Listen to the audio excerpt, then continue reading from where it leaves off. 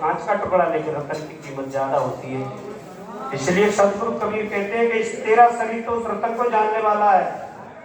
आप इस शरीर में रह करके उसे जानते हो, उसका कीमत रखते हो, तो आपकी ज्यादा कीमत है, लेकिन फिर भी रतन जन्म को आपको तुलना किया कि आपने रतन तुल्य था, वो जीवन खो दिया।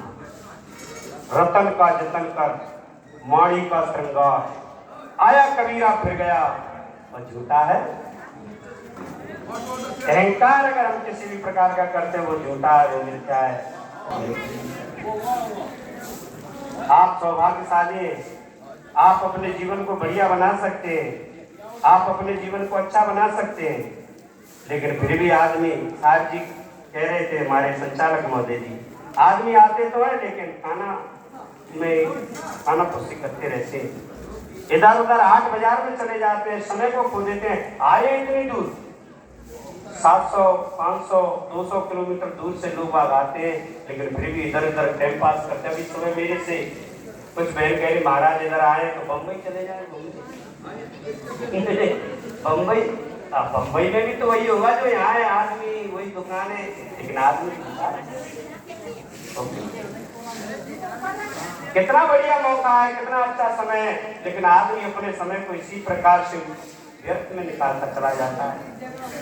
संतों का तो कितना बढ़िया कहना है, आपकी मौज, बैठो या जाओ, आप अगर सुनोगे आपका जीवन धन्य होगा। आप निकाल दोगे तो आप ये सोचोगे पीछे पछताओगे, भाई क्या देख का एंड के समय को देख करके फिर पछताना होगा। तो मेरे मित्र, ऐसा कोई समय नहीं आ जाए कि आपको पछतावा पड़े। ये मूल ग्रंथ बीजक के कौन है, सभी को समझना चाहिए।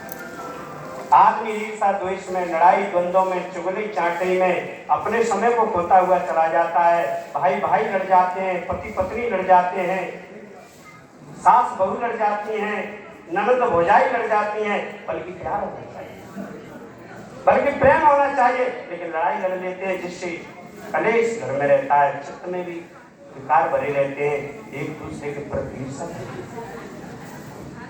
तो नहीं होना चाहिए। मेरे मित्रों, ये बड़ा सौभाग्य का समय है। आज धन्य घड़ी जहाँ हो सत्संगा, वह घड़ी धन्य है जिस समय पर हमको सत्संग मिल जाए। तो आप सभी बहन भाइयों को ऐसा ये समय आज मिला है, कह नहीं सकते। तो कभी भी आप अपने समय को ईर्षा दोष में नहीं निकालें, लड़ाई द्वंद्वों में नहीं निकालें। आदमी लड़ाई द्वंद्वों में निकालता हुआ चला जाता है।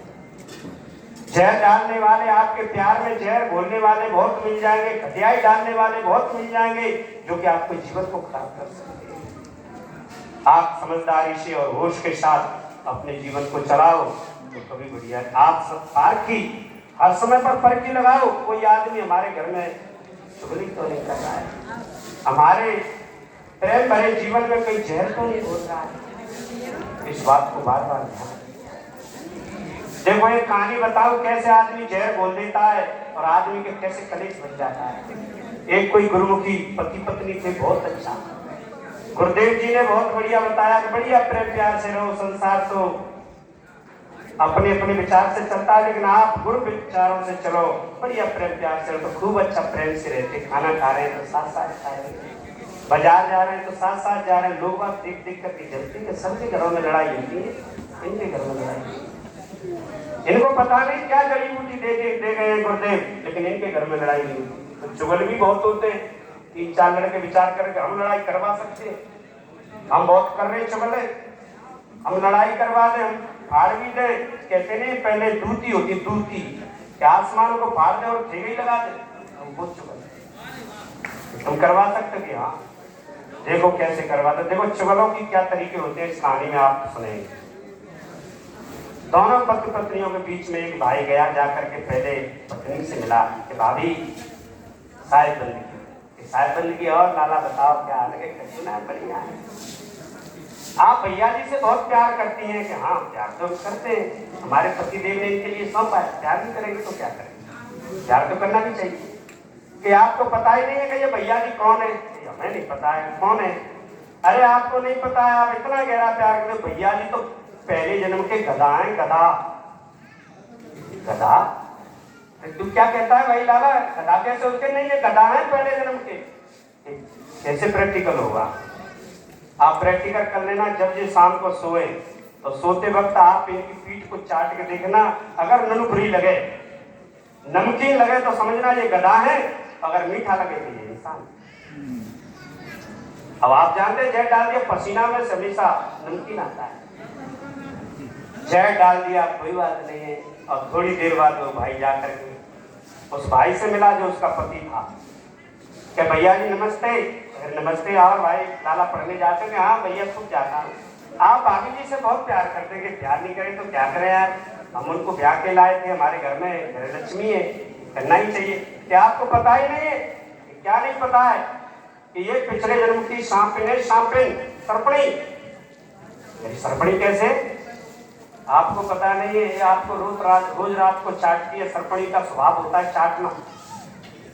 अब देखो ये रात को चाटती है, लेकिन आपको पता ही नहीं, आप सो जाते कि अच्छा सही कह रहा है कि हाँ मैं सही कह रहा हूँ, तो पहले आवाज ही चेक करते हैं। फिर तो भाभी जी भी सोच रही कि आज चेक करेंगे, तो भैया भी सोच रहे कि आज चेक करेंगे। अब शाम को सोने का टाइम हुआ और भाई अपने आप कपड़े उतार करके उन्हीं की तरफ पीट करके सो गए। चेक कर रहे कि पता नहीं चाटती है, तो जैसे कह रहा था बता दो चल जाए। अब भाई सोने का बहाना बनाते खर्राटे लेने लगे। अब पत्नी सोच रही कि अब सो गए, देखिए देवर कह रहे वो सच है कि झूठ है। अब धीरे धीरे उसने पीठ पर अपनी जीभ को घुमाया। जैसे ही जीभ चाटी और नुनखुरी लगी, पसीना था, और जैसे ही जीभ छिड़ी टच हुई अपनी पीठ से, तुरंत भाई खड़ा हुआ, हट तुम सरपणी है। अब वो कहता है हट तुम गधाओ।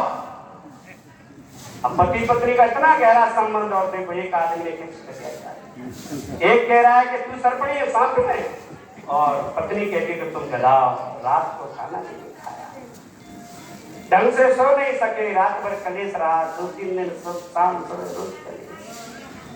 अचानक गुरुदेव चले आए, हमारे बना साहब जैसे, देखते ही चेहरा उतरा हुआ पत्नी का भी। क्यों भाई तुम तो हमारे चेला थे, मामला क्या है?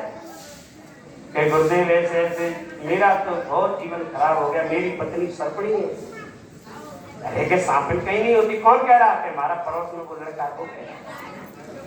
और पत्नी से मिले, क्यों भाई लड़की कैसे, क्या मामला? तू तो हमारी शक्ति कि गुरुदेव हमारा कर्म टूट गया, हमारे माँ बाप नहीं समझ पाए, हमारी शादी गधे के साथ करा दी।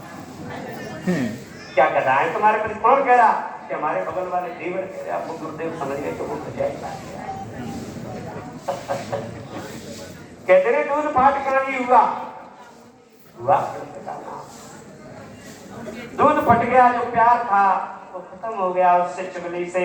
तो मेरे मित्र गुरुदेव ने बुलाया कि कौन लड़का था? कि वो था। कि बुला करके क्यों भाई तुझे इससे कही? हाँ गुरुदेव कही तो तुमसे कही। तो कहते हैं चुगली करके पछताए वो जो को भूल जाए, भेद बुरो तुम को रह जाए। हाँ मेरा समय पूरा हुआ।